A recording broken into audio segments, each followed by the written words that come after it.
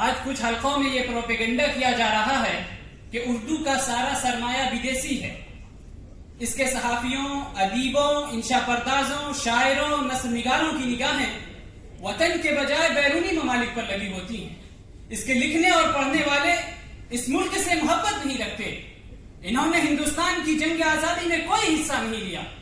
جب ملک میں ایک سرے سے دوسرے سرے تک آگ لگی ہوئی تھی تو یہ لوگ گھر بیٹھے بانسری بجا رہے تھے. انہوں نے ہندوستان کے باشندوں کو وحدت اور ایکتا میں پرونے کے بجائے اپنی 1.5 اینٹ کی مسجد الگ بنائے رکھی.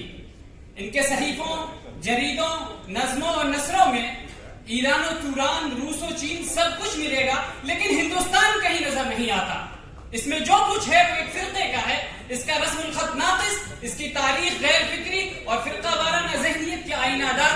غرض ان لوگوں کے نزدیک اردو صحافت ہی نہیں بلکہ اردو ادب ایک ایسی وادی بے راہ ہے جس میں ہندوستان کچھ عرصے کے لیے بھٹک گیا تھا. جوش ملیح آبادی نے کیا خوب نقشہ کھینچا ہے. وہ جھوٹ بار بار بولا گیا ہے آج. وہ جھوٹ بار بار بولا گیا ہے آج. اس وقت جس کے نام سے ہوتا ہے اختلاج، حق کی قلیل فوج سے کرتا رہے گا جنگ، بھرتا رہے گا ریب میں ربانیت کا رنگ، تاکہ ایک روز وہی ناسزا دروغ حاصل کرے گا حلقہ عالم میں وہ فروغ. اس جھوٹ کو صداقت اعلیٰ کہیں گے لوگ. اس جھوٹ کو صداقت اعلیٰ کہیں گے لوگ. آفاق کی حقیقت کبریٰ کہیں گے لوگ. اب آئیے ذرا تاریخ کے آئینے میں ان الزامات کے جوابات تلاشتے ہیں. جناب صدر، جنگ آزادی میں اردو صحافت کا کردار ایک ایسا موضوع ہے جو بہت وسیع بھی ہے اور بہت دل پذیر بھی. جنگ آزادی کی پوری تاریخ اردو صحافت کے ولولہ انگیز کردار سے بھری پڑی ہے. کلکتہ سے شروع ہونے والے اردو کے پہلے اخبار جامع جہاننما سے ہی برٹش حکومت کے استبدادی رویے کے خلاف احتجاج کی روایت ملتی ہے. اس کے بعد مولوی محمد باقر نے دہلی اردو اخبار جاری کیا. انہیں عوام کی آواز اٹھانے کی پاداش میں توپ کی نال سے باندھ کر اڑا دیا گیا. انہیں اردو کا پہلا شہید صحافی کہا جاتا ہے. انہی دنوں میں 2 اور اخبار جاری ہوئے، صادق الاخبار اور سید الاخبار. یہ دونوں اخبار بھی برٹش حکومت کے خلاف شمشیر برہنہ تھے. قدر کے دوران بہادر شاہ ظفر کے پوتے مرزا بیدار بخت نے پیام آزادی نامی اخبار نکالا، جس نے جنگ آزادی کی چنگاری کو شعلے میں بدل دیا. اور جنگ آزادی کے خلاف اردو اخباروں کا رویہ شروع سے ہی باغیانہ رہا. برٹش حکومت نے نہ صرف ان اخباروں کے خلاف پابندی عائد کی بلکہ اس کے قارئین کو بھی نہ بخشا گیا اور قانون زبابندی یعنی گیگنگ ایکٹ لاگو کیا گیا. خود ہمارے شہر مدراس میں 1857 سے پہلے 1 درجن سے زائد مطابع قائم ہو چکے تھے اور قلم کی طاقت نے ہر طرف آزادی کا بگل بجا دیا تھا. وہیں سر سید احمد خان کے اخبار سے اردو میں ایک معیاری صحافت کا آغاز ہوا. انہوں نے سائنٹیفک سوسائٹی اور تہذیب الاخلاق جاری کیا اور اس کے بعد ہی اردو صحافت کا ایک سنہرا اور جوشیلا دور شروع ہوا. اور یہ وہ دور تھا جب ہندوستان میں ظلم و ستم کی انتہا ہو چکی تھی. جناب صدر، 20ویں صدی عیسوی میں اردو اخبارات کا سیلاب آ گیا. علی گڑھ سے مولانا حسرت موہانی نے اردو معلیٰ جاری کیا اور پہلے ہی شمارے میں مکمل آزادی کا نعرہ بلند کیا اور انقلاب و زندہ باد کا نعرہ دیا، جس کی پاداش میں انہیں قید و بند کی صعوبتیں جھیلنی پڑی. وہیں انہوں نے وہ معرکۃ الارا شعر کہا: مشق سخن جاری، چکی کی مشقت بھی، ایک طرف تماشا ہے حسرت کی طبیعت بھی.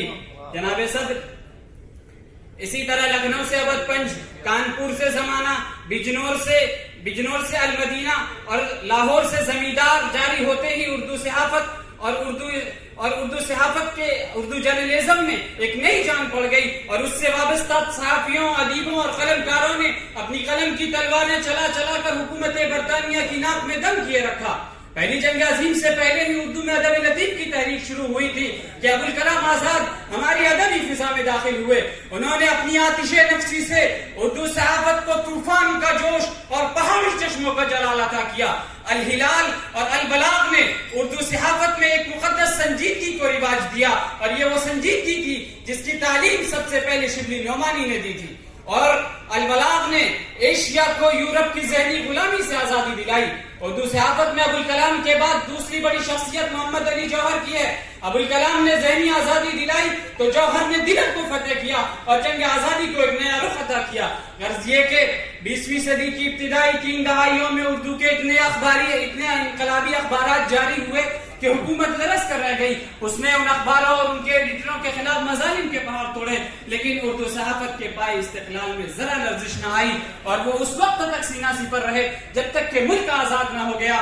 جوش ملیح آبادی نے کیا خوب نقشہ کھینچا ہے، کیا ہند کا زندہ کانپ رہا ہے، گونج رہی ہیں تکبیریں، کیا ہند کا زندہ کانپ رہا ہے، گونج رہی ہیں تکبیریں، اکتائے ہیں شاید کچھ قیدی اور توڑ رہے ہیں زنجیریں، بھوکوں کی نظر میں بجلی ہے توپوں کے دہانے ٹھنڈے ہیں، بھوکوں کی نظر میں بجلی ہے توپوں کے دہانے ٹھنڈے ہیں، تقدیر کے لب کو جنبش ہے دم توڑ رہی ہیں تدبیریں۔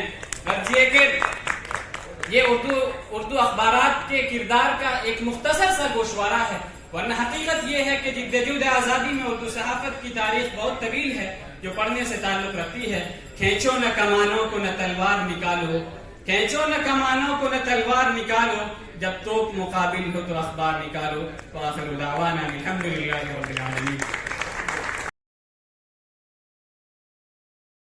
اردو زبان و ادب کے فروغ میں صحافیوں کا رشتہ اسی طرح ہے جس طرح پھول سے خوشبو کا رشتہ ہوتا ہے، اور صحافی ہماری زندگی میں تعلیمی ترقی کے ساتھ ساتھ حالات حاضرہ کی نہایت ہی مفید اور ضروری آلہ بن چکے ہیں۔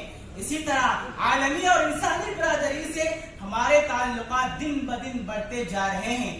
ان رشتوں کو مضبوط بنانے میں بھی صحافیوں نے بہت ہی اعلیٰ کردار ادا کیا ہے، اور ہماری زندگی کے ہر شعبے سے تعلق رکھنے لگے ہیں جسے انسانی سوسائٹی ضروری اور مفید سمجھتی ہے۔ بے شمار سیاسی لڑائیاں اور ملکی انتخابات کے معرکے میدان کے بجائے اخبارات کے صفوں پر صحافیوں کے ذریعے لڑے جاتے ہیں، اور صحافی اپنے اندر وہ اثر پذیری رکھتے ہیں جو کسی سیاسی لیڈر، مذہبی رہنما اور خطیب وغیرہ میں دکھائی نہیں دیتے۔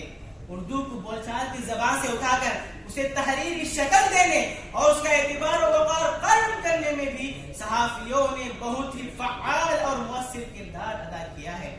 حضرات، اردو زبان و ادب کے فروغ میں نہایت ہی سرگرم تین اہم صحافی ہمیں نظر آتے ہیں۔ ایک سر سید، دوسرے منشی سجاد حسین اور تیسرے مولوی محمد باقر۔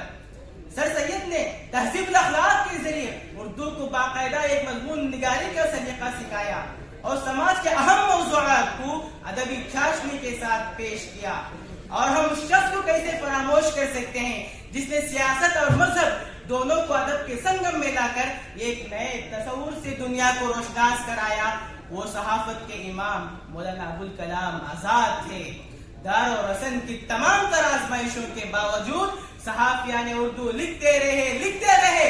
جب بھی کوئی منصف مزاج مورخ جنگ آزادی کی تاریخ لکھے گا، وہ صحافیان اردو کی ان کاوشوں کو ہرگز نظر انداز نہیں کر سکے گا، جنہوں نے 19ویں صدی میں جہاں انگریزوں کے خلاف آزادی کی کامیاب تحریک چلائی اور 20ویں صدی میں حصول آزادی کو یقینی بنایا، تو وہیں آج عصر حاضر کے مسائل کی عکاسی کے ساتھ ساتھ اردو زبان و ادب کے فروغ میں بہت ہی عظیم کردار ادا کر رہے ہیں۔ اسی طرح 20ویں صدی کا اگر ہم جائزہ لیں تو بے شمار ادبی رسائل ہمیں ملتے ہیں جن سے معلوم ہوتا ہے کہ اردو زبان و ادب کے فروغ میں مردوں کے ساتھ ساتھ عورتوں نے بھی بہت ہی فعال اور مؤثر کردار ادا کیا ہے، اور خواتین کے ذریعے اردو اخبارات اور رسائل کا یہ سلسلہ گزشتہ 100 سال سے جاری ہے، اور آج ہمارے معاشرے میں جتنی بھی پڑھی لکھی عورتیں نظر آ رہی ہیں وہ سب کے سب انہی خواتین کی سعیت جمیلہ کا مظہر ہیں، جو اردو کے ہر شعبے میں اپنی صلاحیتوں کی چھاپ رکھی ہے، اور ان کی خدمات اندھیرے میں چراغ کے مانند نظر آ رہی ہیں، جس کا اعتراف فرانس کے ایک مستشرق نے اپنی آخری تقریر میں بھی کیا تھا۔ لہذا خلاصہ کلام یہی ہے کہ اردو زبان و ادب کی بقا اور اس کے فروغ میں صحافیوں نے بہت ہی اعلیٰ کردار ادا کیا ہے۔ آج ضرورت اس بات کی ہے کہ اردو کے اس تہذیبی ورثے کو اردو اخبارات کے ذریعے نئی نسل تک منتقل کیا جائے، اور نئی نسل اردو اخبارات کو لازمی طور پر خرید کر پڑھے۔ اس سے اردو کی ترقی ہوگی اور اس کی تہذیب زندہ رہے گی۔ آخر میں چند اشعار میں اردو اور اردو زبان والوں کی سماعت کے حوالے کر رہا ہوں کہ سجائے ہوئے گھر کو سوبار رکھنا، سجائے ہوئے گھر کو سوبار رکھنا، مگر اس میں اردو کا اخبار رکھنا، خودی کو کر بلند اتنا کہ ہر تقدیر سے پہلے خدا بندے سے خود پوچھے بتا تیری رضا کیا ہے.